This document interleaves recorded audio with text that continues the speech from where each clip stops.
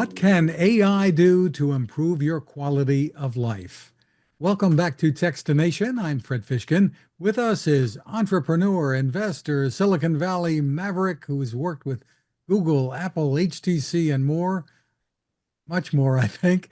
CEO of GoodTrust currently, and author Rikard Steiber. Great to see you again, Rikard. Great to see you as well. Thank you for having me on the show and look forward to our conversation. Well, congratulations. You have that very timely new book out titled Supercharge Your Life with AI. Let's tell everyone a bit more about your background, really, and what led up to this book. So my name is Rikard Steiber, Swedish tech executive, come over here with Google many years ago, so 15 years ago. And since then, I've been launching streaming music, streaming video, esports, virtual reality, self-driving trucks, and flying cars, and now GoodTrust, which is online estate planning. So my father passed away 4 years ago, and I realized that everyone in America needs a will. But as part of that, I also started to look into AI and how AI avatars essentially could take over a person. So if you have Albert Einstein, we can teach the AI to be like Albert Einstein, know everything about Albert Einstein, so he can share his wisdom with future generations by being a smart AI. So that's how I got into it. But the book is about something else. I realized that people in Silicon Valley, they all know AI and ChatGPT and Gemini and Llama but normal people have absolutely no idea. And I would say probably some stats say that 80% of the US populations have probably not even tried OpenAI or ChatGPT the past month or something. And if they did a little poem, they did a little song or something funny, but they don't use it in their everyday life. So when I was at Google, we had a saying, connect the user with the magic, and then you'll find something new. So the user is what you and I spend our time and our money on, our health, our family, our work, maybe how we learn new things. And then the magic is kind of AI. So if you think about your family relationships and the relationship with your kids or your partner, how can AI be helpful there? When it comes to your health, you want to be more fit, you want to lose weight, you want to learn new things. How can AI help you there? So the book is really about learning more about AI, how to talk to AI more as a person, try to forget how we Google things and actually think of it as an individual. And then how do you apply that to the most important aspects of your life? And this is written in a way that really does take some of the mystery out of AI, which I think is one of your goals, and makes it not just for the technologist, as you're saying. So how do you want everyday people to think of AI? I mean, at first, obviously, with some headlines and about hallucinations and things like that, there was a lot of fear from people. And still, the science fiction, it's in the end, it's going to do away with us. So tell us how we should be thinking of it. Yeah. I think, we all been growing up with Google and search for information, and we get some information or we get some links to destinations that have the information that we're looking for. I think what's new here is that now you have universal access to every knowledge that's on the internet, and you have that at the snap of your fingers, which means that regardless what you want to know or what you want to learn, that information is now available on your mobile phone or on your computer. And what the AI does really well is that it can also provide context. So if it knows a little bit more about your particular situation when it comes to maybe your health or your relationships or what you want to achieve, it can actually give you not just a straight answer, but answers that are relevant to you. If you want to learn a new language or something, it will teach you the language on the level that you are at this point. So I do think that AI is like a double-edged sword. They're good things. We can save humanity probably with AI, but there are also dangers, and we could probably destroy humanity with AI as well. So it's a balance. But I think we all agree that AI is now inevitable. there it is coming. So you might as well learn about it and embrace it and use it to your advantage. And I think there are two main factors why it's inevitable and that you can't regulate it. And it's fear and greed. And with greed, I mean, there is billions and billions and trillions of dollars being invested in this. And it's kind of the belief that if you get the best AI, you're going to win. It's a little bit of a winner takes all. So which means that companies are investing so much money now that there's really no one can stop it. And the other one is fear, which means that you have race between, I don't know, US and China. Are we going to regulate AI here in the US so that China gets ahead? Or do you think that China will regulate so that US can get ahead? The fear of getting, fear of missing out is so big, which means that this is happening now at a mind-boggling speed. So what I wanted to do with the book was to kind of demystify, like, what is AI? How do you talk to AI? How do you get the best out of AI in your personal life, so that you know about it, but also that you can become the best person that you are. And maybe also when all of those knowledge worker jobs goes away, that you at least are one of the people who can talk to AI and be slightly more competitive. Interesting. So let's talk maybe some specifics here. What are some tools that can really be of benefit to people today? Yeah. So I recommend that everyone start testing out some of the large language models that are out there. So most people have heard about OpenAI's ChatGPT. Google has Gemini. Facebook has Llama. Anthropic has something called Claude AI. And there's also these next generation search engines like Perplexity that looks across the LLMs and provides more intelligent search results. So basically, these large language models is almost like a little chat engine. But instead of asking it questions like we ask Google, what's the population of Peru? Uh, then you have more of a conversation. So in the book, I try to have people think of the AI as a person, or this little helper, your sidekick, your wingman. And in the book, we call him Aiden, your AI friend.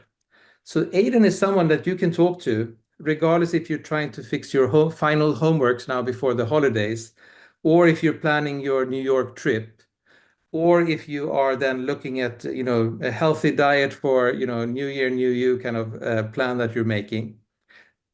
Aiden or the AI can help you, and if you give it a little bit more context, it will be super helpful. So let me give an example.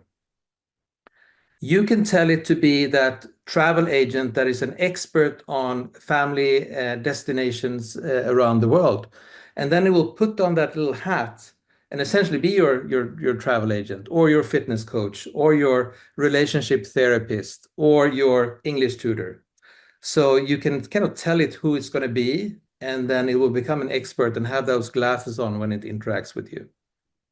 And I think the first time with me was really taken aback when we're used to asking questions of Alexa and Siri things, and but this technology will start asking you questions back.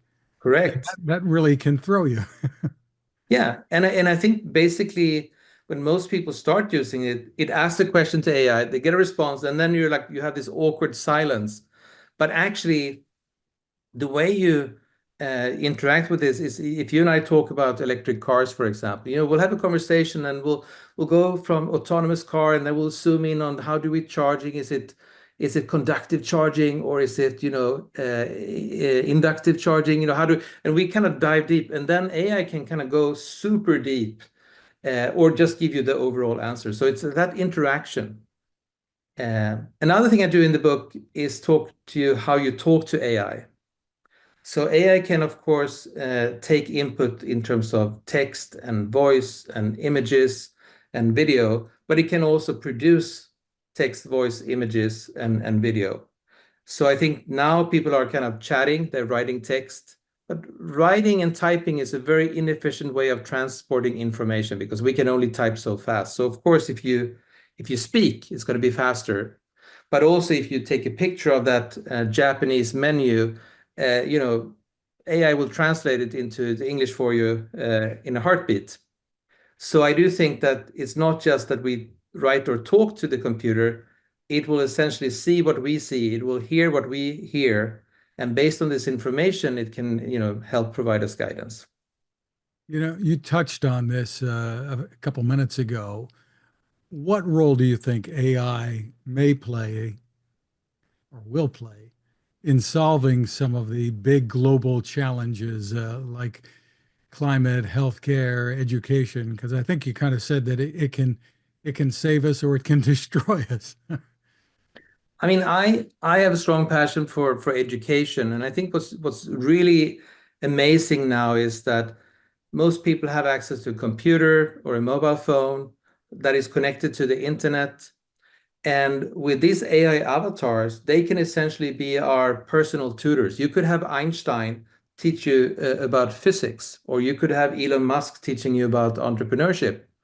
And the avatar will essentially know everything that Einstein knows. It will have his personality, and he can talk to you as if you're a high school kid or if you're a PhD at Stanford. He can sort of dial up and down in terms of the conversation.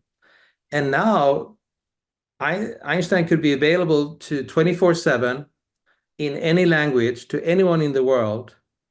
Uh, so you don't necessarily need buildings, a university, you don't need teachers, you don't need all of that stuff. So we could democratize access to knowledge and education for everyone in a much more affordable rate than ever before. And I think this is the power of AI, and you can apply that to creating new sustainable materials. It could be that you are trying to solve conflict. Essentially, you have this all-knowing intelligence that is getting increasingly smarter, exponentially smarter probably by the day, uh, that we can apply to solving some of these problems that we haven't been able to crack to, or maybe we're working on it, but together with the AI, we would have significant different sort of brain power to resolve some of these issues. One of the great fears, I think, is what happens to all of these jobs. And you touched on that briefly too. But I guess the question is societal mind shifts, I guess, would have to take place for people to survive if so many jobs are disappearing. Tell me what your thoughts are, how this happens. Yeah, I would say that similar to how in the I don't know in the beginning of the Industrial Revolution you have factory workers, and now Tesla is having all robots, so you have significantly less factory workers.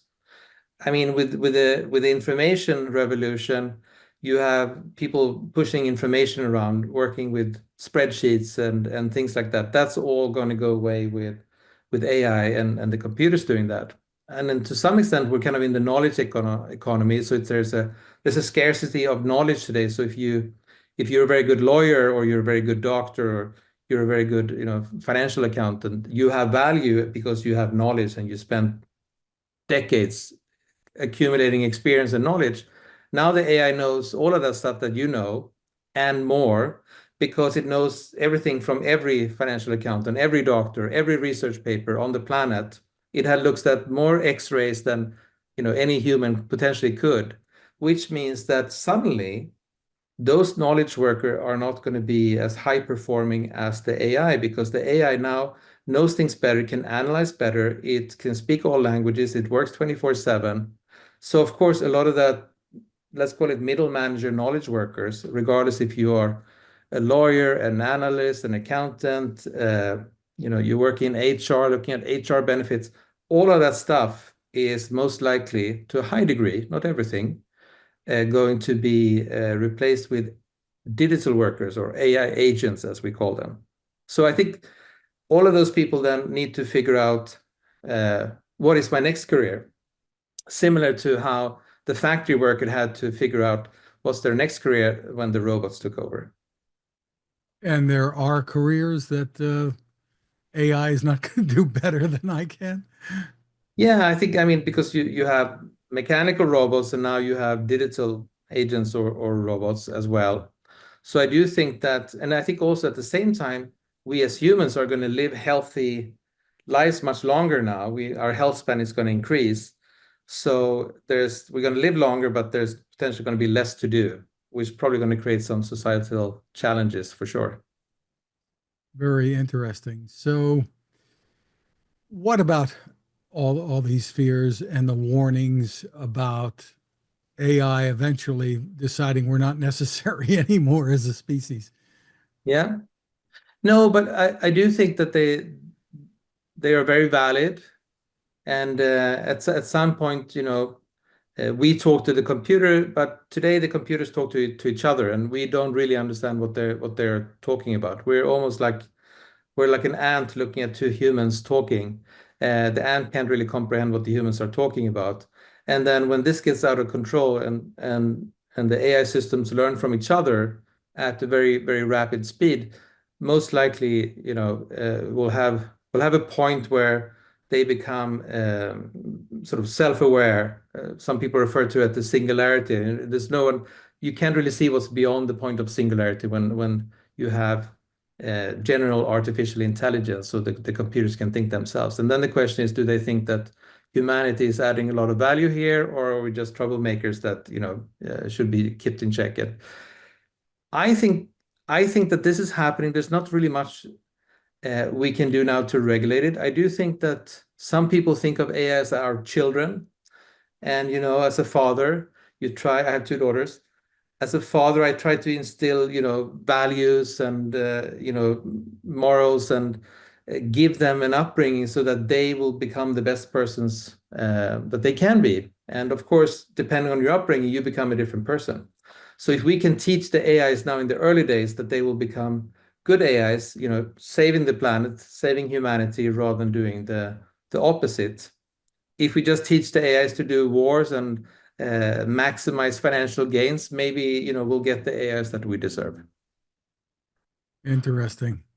And I guess we've all seen a lot of James Bond movies over the years. I think we've all seen the movie, unfortunately. Yes.